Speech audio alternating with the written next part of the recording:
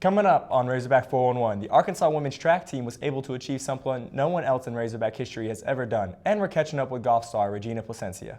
And we'll discuss the weekend spring football game as well as the turnaround season for Razorback baseball. All of that and more, stay tuned. Razorback 411 starts right now.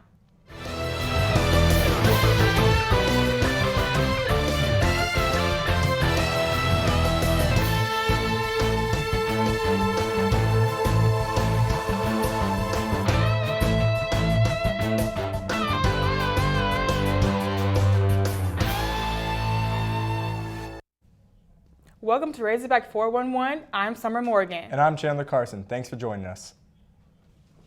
The Arkansas Razorback women's track and field team made history this year, winning their first ever national title in the Indoor National Championships that was hosted in Fayetteville. This accomplishment also marked the first women's national championship in school history for any sport. The Lady Razorbacks finished with 63 points and secured 3 individual titles en route to a team victory. The program had a previous placement of the 3rd place in the 2000 NCAA championships. Sandy Morris headlined the event, winning the pole vault by tying the NCAA indoor meet record with the mark of 15 feet and 1 inch to take home the individual title. With more on the senior standout, we send it to Chelsea Morrow. Sandy seems to have a passion for success. We have watched her set the bar higher and higher for herself this year, winning numerous titles. Our own Haley Willis found out that Sandy has another passion that might surprise fans. Launching herself 4.66 meters into the air, clearing the bar and clinching another title, Sandy Morris has captured the nation's attention. It's the most meaningful thing to break a barrier that you've been chasing for so long. But Sandy wasn't satisfied. In the pole vault, we're always literally raising the bar. Following SECs, Morris proved herself once again, taking home first place at nationals. It's really cool to be part of the Razorback pole vault legend that my coach has established here. Sandy is also in the running for the Bowerman Trophy, the most prestigious award in track and field. It's an amazing honor because it's not just pole vault, it's all of female track and field athletes in the nation. But Sandy has another passion that might grab fans' attention. They're just like, oh, Sandy, snake lady. She has 5 snakes. And people who don't know much about reptiles are like, oh my gosh, 5 snakes, you have those in your apartment? Sandy says she found one of her snakes at a track meet and snuck it back on the bus inside her jacket pocket. Growing up as a child, I don't even know where it started, really. A childhood fascination, and it's grown into a passion of mine. Sandy has her next bar set for Rio. She hopes to make the Olympic pole vaulting team in 2016, which might make her the first Olympian to bring back a snake souvenir. For UATV, I'm Haley Willis. Sandy will be putting down her snakes to compete again this Friday. You can watch and support her at 4 o'clock at McDonald Field. Back to you, Chandler. Thanks, Chelsea. As for the men's track team, they performed well in the NCAA Indoor Championships, bringing 3rd place honors home to Fayetteville. This year's finish is the 4th consecutive top 3 finish for the men. They finished with 39 points at the end of the event and scored in 7 of the 9 events they competed in. Sophomore Omar McLeod successfully defended his NCAA title in the 60-meter hurdles in record-setting fashion, posting a time of 7.45 seconds, the fastest in meet history. Let's go to Mary Kay Carson, who's standing by with McLeod. Thanks, Chandler. Omar, thank you so much for joining us today. Thanks for having me. So you were just given SEC Runner of the Week honors. How have you been working to achieve this recognition? I mean, that's a tremendous blessing, I have to thank God because, looking at all the diverse talents that's in the SEC, and SEC is like the best conference in the nation. So to be, awarded that, it's just a tremendous honor, all that talent, and, it's just, as I said, it's an amazing feeling. It's an amazing feeling. So as a native of Kingston, Jamaica, what was it like transitioning to a country such as the United States and a place such as Arkansas from an athletic standpoint? Honestly, it was a hard transition, because actually they wanted me to go pro out of high school, but that's not what I wanted. I wanted to come to college. The original plan was to come to college and, get a degree and, further my studies and all that. And, I performed. I became the first high school to grow sub 15 the 400-meter hurdle. So that was kind of a history for us. And they were saying, it's time for you to go pro. But I didn't think I was ready physically, probably mentally, but not physically. So it was hard transitioning because my hometown, my family, the athletic department there, they all wanted me to stay. And because they have this thing where they say that athletes from back home who come here, they tend to get burned out and stuff. So I wanted to make a difference somewhat. I wanted to prove that, going to college and getting an education, and it's all dependent on the athlete and what the athlete wants. You don't have to go to a college and get burned out, So I wanted to make a difference and, change that impact. So I decided to come here. I don't have any family here at all. Well, I do, but, we're not, close. So, it was a different thing. So I was like, this is what I want. So I'm just going to go and make it happen. How often are you able to see your family at home? Once a year for Christmas. I only get to go home once a year, and it's hard because you don't have only your family knows how to reach out to you. So I just had to tough it up and be a man and just work through it. Mm-hmm. Well, Omar, thanks so much for joining us. When we get back, we're taking it to the greens and catching up with the women's golf team. Stay tuned. Razorback 411. We'll be right back.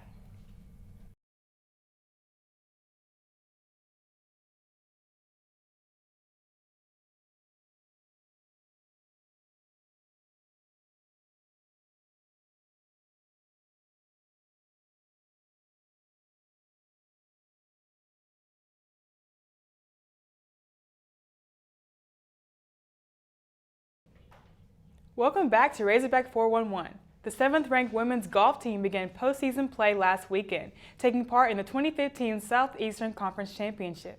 This is the Razorbacks' 20th appearance at the SEC Championship. Junior Regina Placencia has emerged as an outstanding player and leader. She placed 19th in the championship and won her first collegiate tournament in Georgia, earning her recognition as SEC Golfer of the Week. Let's go to Morgan, who was joined by Regina.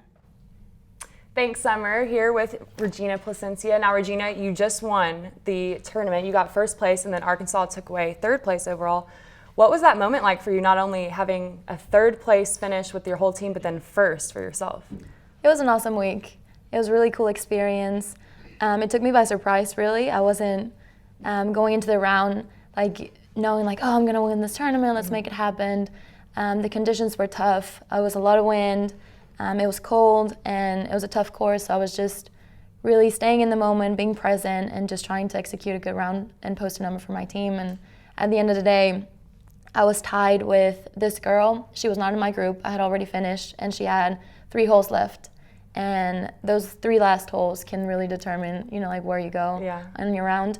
And she bogeyed one of them, and so I stood by myself in first place, and I was like, well, this is great, perfect. And then we head into match play, which is a different format. It's also really fun.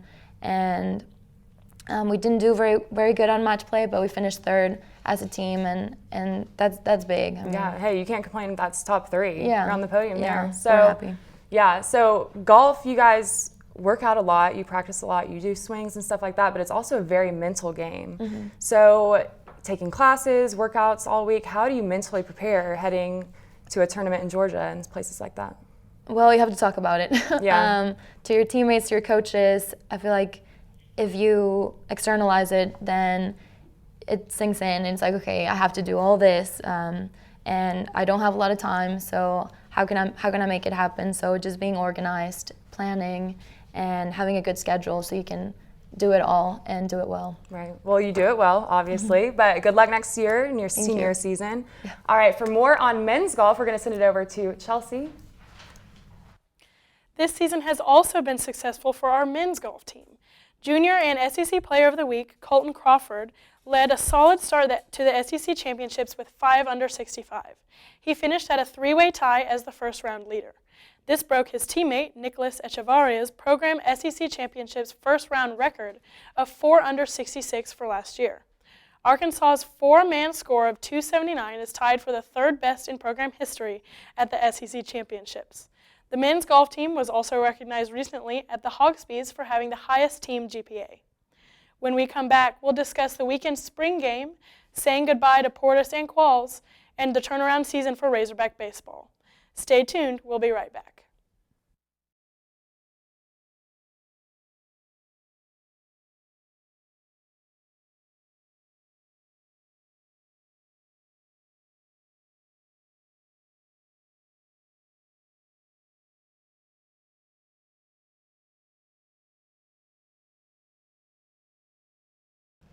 Welcome back. With so much happening in Razorback sports, sometimes it's just hard to keep up.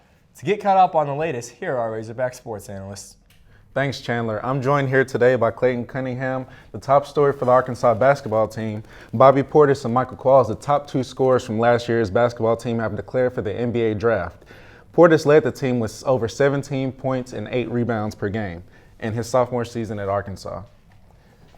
The 2015 SEC Player of the Year, first time since Corliss Williamson in the early 90s, 2-time NCAA Player of the Week, and he led Arkansas to the first NBA tournament bid since 2008. He also earned second-team All-American honors. Arkansas is going to miss Portis. He's projected to be a mid to late first-round pick in this year's NBA draft. He will be the first Hog taken in the first round since Ronnie Brewer was taken 14th overall in 2006. Qualls also declared his intentions to go pro after 3 years as a Razorback. Qualls was 7th in the SEC with just under 16 points per game. He's known for his highlight-worthy dunks and finished his career at Arkansas with just over 90. So Clayton, how do you see the team recovering with the loss of Portis and Qualls and also seniors Rashad Madden and Alandis Harris? They're going to have to step up, and Coach Anderson's done a good job this past season of getting those guys that are going to need to step up some playing time. Also, we've got some key recruits in Ted Capita and Jimmy Witt coming in. We've got a couple community college guys that Coach Anderson is looking at, like Daryl Macon. He's the #1 recruit in the nation. So I think the Razorbacks will do good next year. They may not have the year they had this year, but they'll definitely be rebuilding and get back to where Arkansas basketball was in the early 90s. Yeah, I definitely agree. I think Moses Kingsley and Trey Thompson have to step up their game as bigs with the departure of Portis. And I also think that with the addition to Dusty Hannis, he's a transfer from Texas Tech. I think that'll be a big thing for the Hogs. All right, from the court to the gridiron, the Hogs had their annual red and white spring football game this past weekend. There you see the Hogs getting ready to run out the hog pen. It was the first team offense against the defense and the rest of the reserves.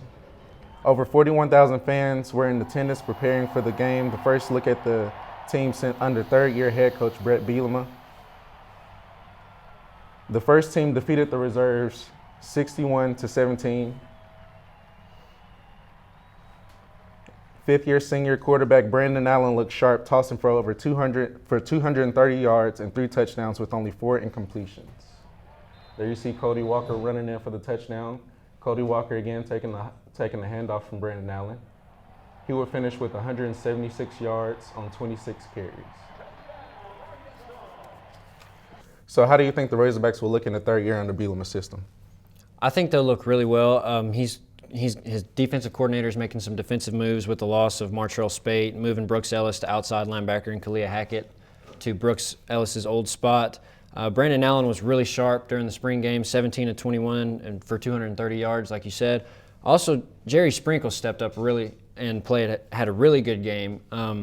Cody Walker is really going to have to step up this year. Coach Bielema says he wants 3 1,000-yard rushers. I don't know if that's going to happen, but with what we saw from Cody Walker in the spring game, even though it was ones against the world, I think that he'll have a good spark for the Razorback offense. Yeah, and I think Dan Enos is doing wonders for the offense. I think he's really helping Brandon Allen. From the spring game, the Diamond Hogs played in front of a record crowd of 12,589 fans. The Razorbacks defeated Mississippi State, marking the first time the Hogs have won 5 consecutive SEC series since 2004. After a rough start to the season at 15-15 through the first 30 games, the Hogs came on in the later half of the season, going 12 for 4 in the month of April. Tyler Spoon collected his 44th career multi-hit game in the victory. Spoon is second on the team with a batting average of .356. While sophomore Andrew Benintendi leads the team with a .381 average, Benintendi also leads the nation in home runs with 14 on the season. Zach Jackson has yet to see hit a blemish on his record, going 4-0 on the season on the mound. Junior Trey Killian is steadily growing for the Arkansas pitching staff after recovering from an early season injury. 6 batters are batting over .300 for the Hogs.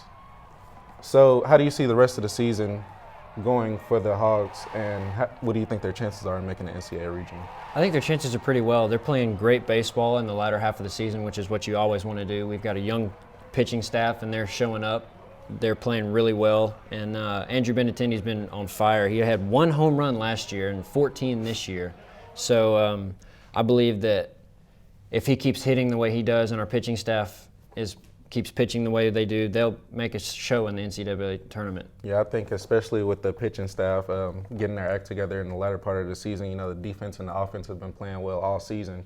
So I think that with the complete team, they'll have a chance to be a surprise run at a Super Regional or maybe even the College World Series. Let's take a look at the team's schedule for the rest of the season. The Hogs have only 1 non-conference matchup left at home against Creighton. They also have 3 SEC series left against Alabama on the road, Tennessee at home, and then Georgia on the road to end the season.